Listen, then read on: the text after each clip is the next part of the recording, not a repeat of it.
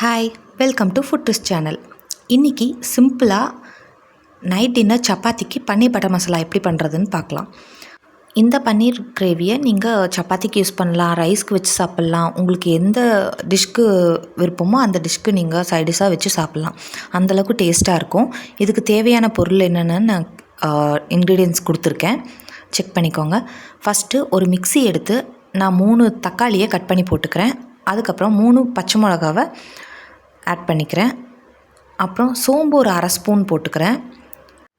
பட்டை ஒரு 2, அதுக்கப்புறம் ஒரே ஒரு கிராம்பு ஆட் பண்ணிக்கிறேன்.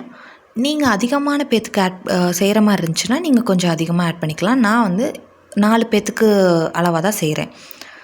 அதுக்கப்புறம் காஷ்மீர் சில்லி பவுடர் ஒரு 1/2 ஸ்பூன் நான் ஆட் பண்ணிக்கிறேன். அடுத்து கொஞ்சமாக கல்லுப்பு ஆட் பண்ணிக்கிறேன். இப்போது நான் அதை அப்படியே மிக்சியில் கிரைண்ட் பண்ணி எடுத்து வச்சுக்கிறேன். இன்றைக்கி நான் 200 கிராம்ஸ் பன்னீர் எடுத்து அதை நல்லா க்யூபாக சின்ன சின்னதாக கட் பண்ணி வச்சுருக்கேன். இப்போ ஒரு கடாயில் பட்டர் அல்லது கீ ஆட் பண்ணி கொஞ்சம் மஞ்சத்தூள், கொஞ்சம் மிளகாய்த்தூள், கொஞ்சமாக உப்பு போட்டு நான் கட் பண்ணி வச்சுருக்க பன்னீரையும் உள்ளே ஆட் பண்ணி நல்லா ஃப்ரை பண்ணி எடுத்து வச்சுக்கிறேன். லைட்டான கோல்டன் ப்ரௌன் கலர் வந்தோடனே நீங்கள் அதை எடுத்து தனியாக வச்சுக்கலாம். திரும்ப அதே கடாயில் நான் இன்னும் கொஞ்சம் ஆயில் ஆட் பண்ணி பொடி பொடியாக கட் பண்ணி வச்சுருக்க பெரிய வெங்காயத்தை நான் உள்ளே ஆட் பண்ணி நல்லா வதக்கி கொடுத்துக்கிறேன். வெங்காயம் நல்லா கோல்டன் ப்ரௌனில் ஆகணும். அப்போ தான் கிரேவியோட டேஸ்ட் இன்னும் நல்லாயிருக்கும். எல்லா டிஷ்லையுமே வெங்காயம் எந்த அளவுக்கு நல்லா வதங்குதோ அப்போ தான் அதோட டேஸ்ட் இன்னும் என்ஹான்ஸ் பண்ணி கொடுக்கும். அதனால் வெங்காயம் நல்லா கோல்டன் ப்ரௌன் ஆகிற வரைக்கும் நல்லா வதக்கிக்கோங்க.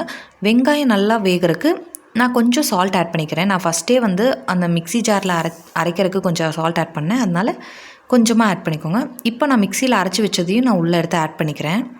ஆட் பண்ணி அது கொஞ்சம் தண்ணி ஊற்றி ஆட் பண்ணிவிட்டு கொதி வர்ற டைமில் நான் கொஞ்சமாக ஜாகரி ஆட் பண்ணுறேன். உங்களுக்கு தேவைப்பட்டால் நீங்கள் சர்க்கரை ஆட் பண்ணிக்கலாம். அதுக்கப்புறம் கொதி வர டைமில் நான் எடுத்து ஃப்ரை பண்ணி வச்சுருக்க பன்னீரையும் உள்ளே ஆட் பண்ணி ஒரு மிக்ஸ் பண்ணி விட்டுட்டு நான் கொஞ்சம் கொதிக்க விடுறேன். இப்போ நல்லா பன்னீர் எல்லாம் கொதிச்சிருச்சு. இந்த டைமில் நான் கொஞ்சமாக கசூரி மேத்தி எடுத்து அதை நல்லா கையில் நல்லா தேய்ச்சிட்டு உள்ளே ஆட் பண்ணிக்கிறேன். கசூரி மேத்தி கிரேவிக்கு இன்னும் கொஞ்சம் எக்ஸ்ட்ரா டேஸ்ட் கொடுக்கும், அதனால் அதை ஆட் பண்ணிக்கோங்க. அது இல்லாதவங்க ஒன்றும் பிரச்சனை இல்லை, அதை நீங்கள் ஒமிட் பண்ணிக்கலாம். அவ்வளோதான், கிரேவி ரெடி ஆயிடுச்சு. இதை நல்லா மிக்ஸ் பண்ணி விட்டுட்டு நம்ம கேஸ் ஆஃப் பண்ணிக்கலாம். கேஸ் ஆஃப் பண்ணுறதுக்கு முன்னாடி 1 ஸ்பூன் பட்டரை நீங்கள் ஆட் பண்ணிக்கிட்டால் டேஸ்ட் ரொம்ப ரிச்சாக இருக்கும். அதே மாதிரி டேஸ்ட் இன்னும் கொஞ்சம் என்ஹான்ஸ் பண்ணி கொடுக்கும். இந்த கிரேவியை நீங்கள் சப்பாத்திக்கு, ரைஸ்க்கு எல்லாத்துக்கும் சைட் டிஷ்ஷாக வச்சு சாப்பிட்லாம். இதே மாதிரி நீங்களும் ட்ரை பண்ணி பார்த்துட்டு எப்படி வந்துச்சுன்னு எனக்கு கமெண்ட் பண்ணுங்கள். அதே மாதிரி இந்த வீடியோ உங்களுக்கு பிடிச்சிருந்துச்சுன்னா லைக் பண்ணிக்கோங்க, சப்ஸ்கிரைப் பண்ணிக்கோங்க. இதே மாதிரி நிறைய குக்கிங் வீடியோஸ் பார்க்க பக்கத்தில் இருக்க பெல் பட்டனை கிளிக் பண்ணிக்கோங்க.